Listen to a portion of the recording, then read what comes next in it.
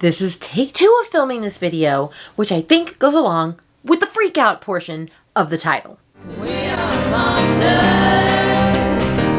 We give and we take. Hey Bookish Babes, and welcome to my book nook. For those that are new around here, the name's Rainy. I read all types of books, primarily fantasy romance, so if you're interested in that, please like and subscribe to my channel down below. In today's video, we are doing a little combo, if you will, of the mid-year freak out tag that everybody does in June, and the mid-year calm down tag that was created last year by my lovely friend Leandra from Leandra the TBR Zero, because I can relate to both instances, right? The freak out tag makes you think of like books and things that like you haven't done yet, you haven't accomplished, that you need to get to, like a check-in in the middle of the year. You're freaking out because you haven't accomplished all the things that you wanted to, and you may even be a little bit behind. But then you have the calm down tag, where it takes a minute to have you reflect and take a breath on what you have accomplished and what you're thankful for and what you're excited for that's just around the corner. Right?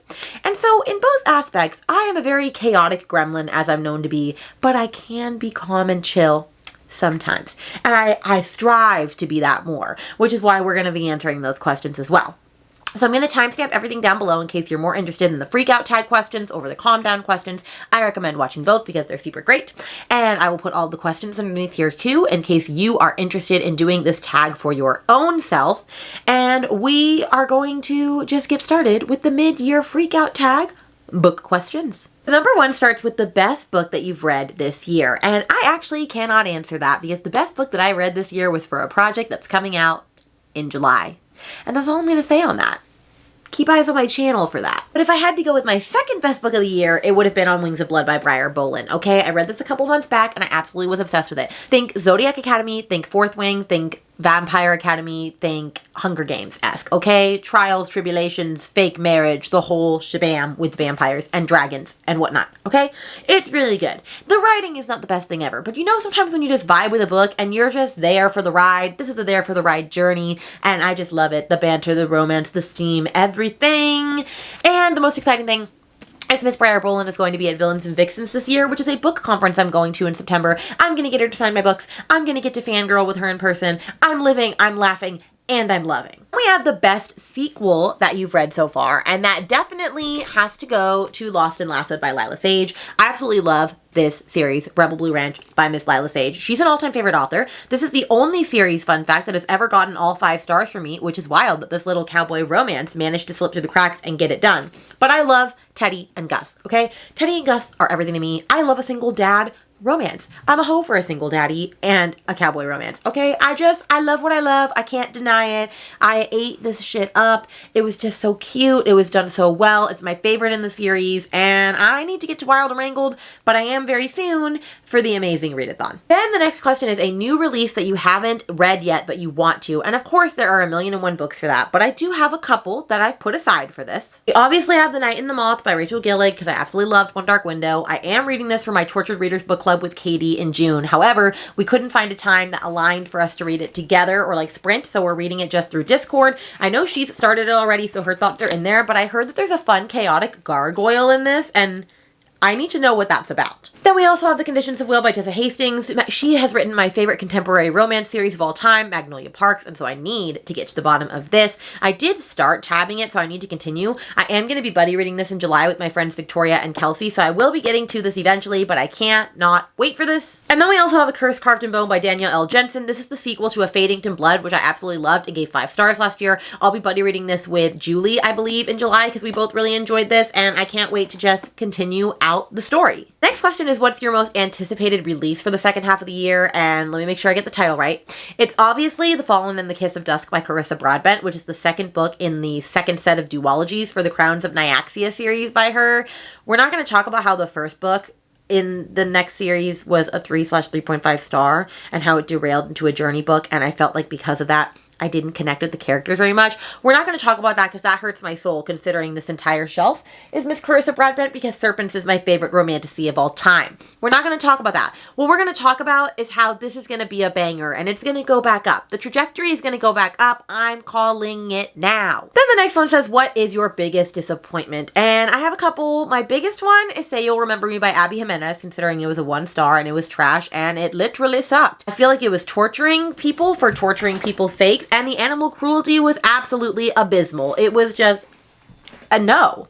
I also didn't love Amid Clouds and Bones by Ella Fields. I felt like that was going to be, it was pitched and the cover is marketed as like a fun, whimsical fantasy romance why choose, and that is not what was delivered. It was very cringe, it was very dark, it was bullying, which I don't really love a lot of bully romances. I'm very specific on that, and it just did not click for me. And then also The Ballad of Songbird and Snakes by Suzanne Collins, because I feel like this book does not feel like any of the other books written within the Hunger Games franchise. They all have a certain feel to them, and they're fun while also like, you know, hard topics. This one was boring as hell. And I can get behind a villain origin story if done well. And I don't think this was done well, and I was bored out of my ever-loving mind. I did not like this book even a little bit. The next one is What is Your Biggest Surprise? And I actually, fun fact, cannot talk about this either. You'll find that out in July. So I'm going to share a different one, and that would be Ace of Spades. I actually had to read that for my Can We Get a 5-Star collab with Leandra, Kelsey, and Brittany, and I think I gave it a 4 or a 4.5. I was expecting it to just be average, like it's an older, like thriller, you know, just like YA. I didn't really think it would hit. It did, and it's definitely more horror than it is thriller. And it had such great commentary, and it was just so good. I just was hooked from the start. I just needed to know what was happening. I basically binged it in a day, and I definitely would be up to read more from that author. It was a very good surprise. Next one asks for your favorite new author, debut or new to you, and I have a couple. Obviously, I have Briar Boland, who wrote On Wings of Blood. This is the sequel, which I will be getting to actually in a different question. We also have Miss Rena Kent, who introduced me to the world, The Legacy of God, through God of Malice and Mr. Killian. This kind of made me a little feral in dark romance and made me figure out like what I am about. And you know, that might say something about me, but it be what it be. Also Tahara Mafi, because I read This Woven Kingdom this year and I absolutely ate it up. And I would say that this is like a soft, quiet romantasy. And I don't know if that actually makes any sense. I don't know how to explain what I mean by that. Maybe you get it, maybe you don't. It just was like soft and gentle, but like still packed a punch. I would also say Cedri Drews, who wrote Don't Let the Forest In, which is, oh my gosh, one of the best books I've read. Hauntingly beautiful. So freaking good for a YA novel. And I'm really excited that I have the arc to their next book that comes out in October, Hazelthorn, because I will be eating that shit up. This book is just beautiful. It literally is written like poetry. The other one would be Sable Sorensen, who wrote Direbound. I absolutely loved that because it was such a unique romantasy with the way that the wolves are bonded to like their person, and it was just different and refreshing, and I just ate it up. I had such a fun time with it. I can't wait for book 2, even though now it's getting trad pubbed, and so now it's gonna not come out in July, and I'm sad about it, but I can't do anything about it. The next one is what is your newest fictional crush? And obviously my newest one can't talk about because it's in my best book of the year. So you'll find out about that eventually. But I'll give you a couple like replacements. Blake Dracaro from On Wings of Blood. Absolutely love. Stark from Direbound, our main man, okay? Killian from God of Malice. I do love a psychopathic character. I still like viscerally remember things that he did that are so beyond wrong, okay? And let me just put a disclaimer. I'm not recommending the Legacy of God series, okay? It has non-con, it has dub-con, it has a lot of things that people are not going to appreciate. And, you know, we're not going to yuck people's yums. We're not going to like be mean about things. We all like different things.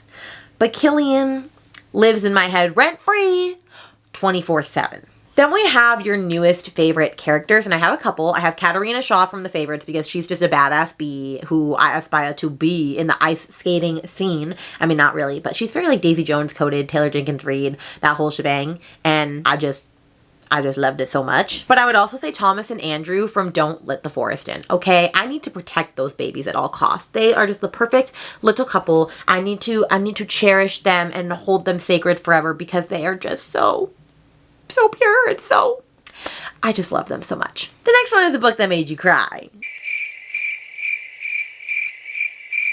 You see the crickets? Yeah, Rainy doesn't cry. Rainy doesn't cry. I'm stone cold. I'm stone cold up in this bitch. I can't physically cry. We have a book that made you happy, and I'm going to go with a book that I haven't talked about yet, and that is First Time Caller by B.K. Borison. So fun fact, I read Love Light Farms a couple years back, and I actually really liked it, and then I just never continued on with the series. So when this came out, I was intrigued, wasn't sure if I was going to like it, decided to like give it another chance, and so I did. And I actually really, really loved it. It is a retelling of Sleepless in Seattle. I think it's way better and more, what am I trying to say? Better done! Oh my gosh, I can't say this. I liked Sleepless in Seattle significantly less than First Time Caller. I think they did it better. Oh my gosh. Words. Use them. I mean, because Sleepless in Seattle is actually kind of stalkerish if you watch the movie and think about it, okay? This was so good and so cute, and it's one of the only contemporary romances that was able to hold my attention, because lately I've only been wanting to read certain types, but we're going to talk about that in the calm down portion of this video. Next one is, what's the most beautiful book that you've bought so far for this year or received? And I had a lot of contenders, so I'll just go with one. I will say The Wind Weaver by Julie Johnson from Fairy Loot is very pretty. I mean, the end pages alone are very stunning, but really what got me is the cloth bound cover. Like, this is just beautiful. Like, they do really stunning jobs, Fairy Loot, and I have very many amazing books on my shelves that I could have given the opportunity to be the best, most beautiful book.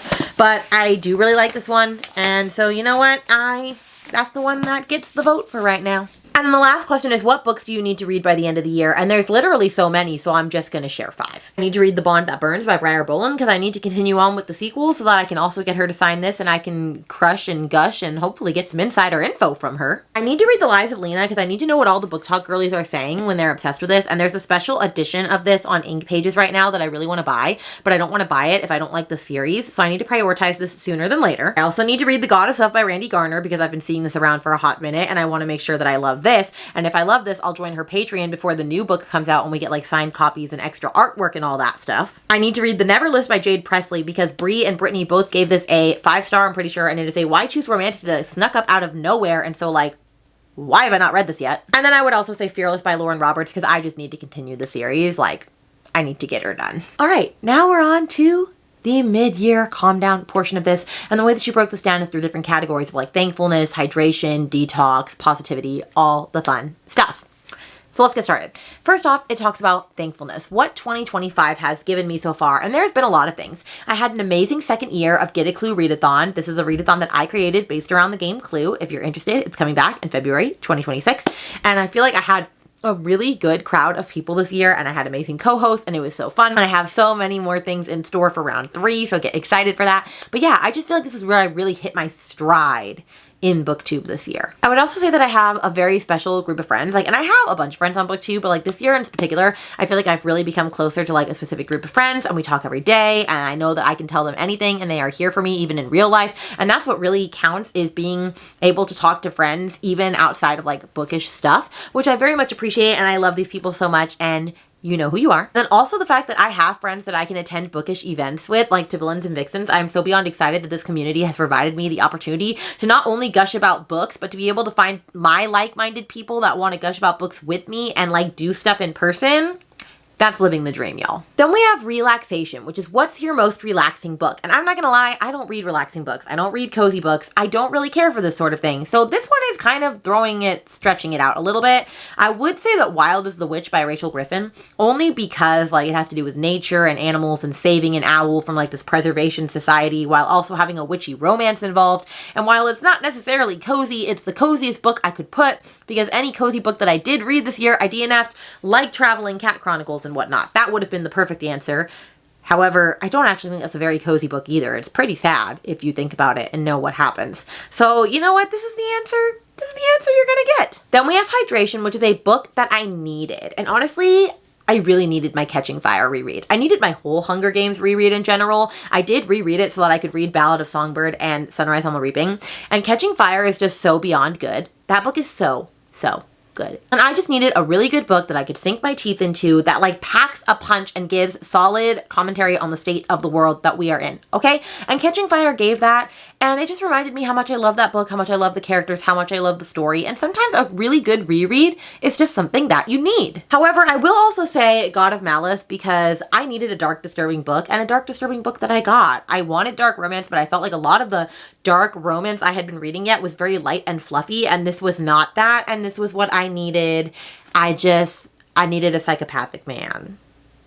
I really did. And we have Nourishment, which is a book that energized me, and I'm gonna go with The Favorites, because that was like a very fun ice skater soap opera-y drama with twists and turns. I was shooketh. I didn't know what was gonna happen. I didn't know which way was heads from tails, and it was just so exciting because first off, it's Lane Fargo, one of my favorite authors. Second, it had interviews and just all these things. It was so much fun. It was very much Daisy Jones coded, which if you don't like Daisy Jones, you might not like this.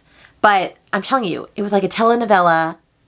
I was I was eating it up the whole time. And we have Familiarity, which is authors that I have returned to, and I have a couple for that. And I'll start with Geneva Rose because I have read The Perfect Marriage and The Perfect Divorce this year, but I've read a couple of other books from her prior. And she is like my Frida McFadden in the thriller world. I don't like Frida McFadden for lots of reasons that we'll get into at a later date. But Miss Geneva is like this author. She writes very bingeable, easily readable thrillers. Like I read this in like one sitting. Are they memorable? No. Do they really pack a punch? No. Are they a little bit predictable? Yes. But are they a good, fun time? Yes and yes. Okay? So I like everything that she writes for the most part.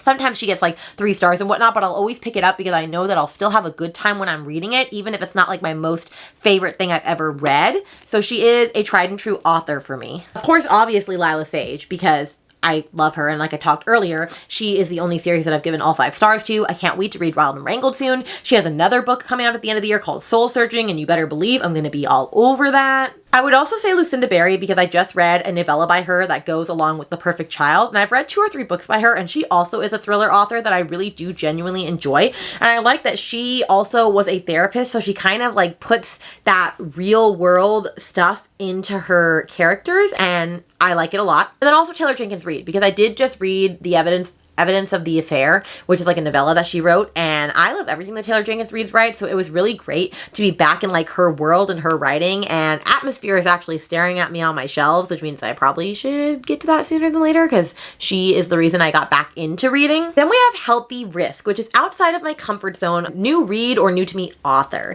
And I'm gonna go with Blood Over Bright Heaven by M.L. Wong, because even though I chose this for our collab, our 5-star collab, I wasn't sure if I was gonna like this or not because it is more fantasy, and I wasn't sure if it was going to be too epic fantasy and I wasn't going to enjoy it, but I wanted to read it because I had heard it was like good for her energy. And while I still gave it a 3.5, it did go better than was expected. And I do think that it was a good, not too fantastical book for me to like understand. There were just parts of it that I didn't care for, but that's like why I don't primarily read just fantasy.